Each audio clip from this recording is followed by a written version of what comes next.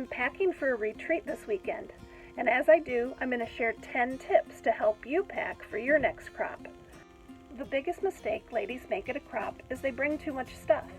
Then they get to the crop, they're overwhelmed, and they can't get anything done.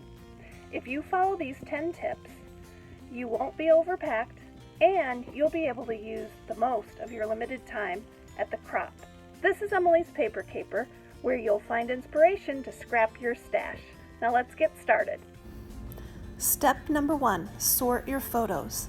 You'll want to sort your photos into stacks of 4 to 8, depending on if you're doing a 1 or 2 page layout. Step number 2, choose your background papers.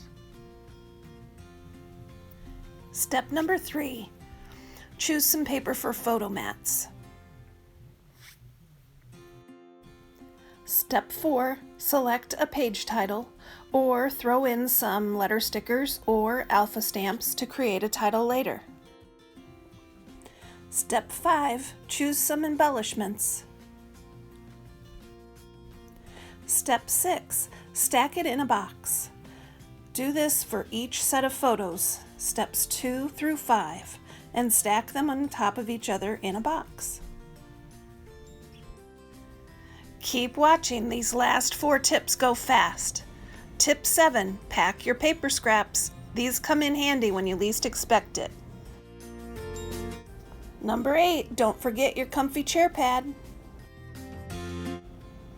9, pack some creative kickstarters, like a page kit or a catalog, some sketches, maybe even adult coloring. You might want to get the creative juices flowing. Last but not least, be sure to pack your basic supplies. I've listed everything in my kit down below.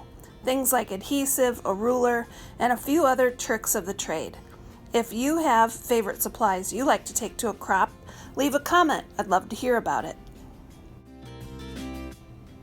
After the crop, I'll do a companion video to share the layouts I was able to complete.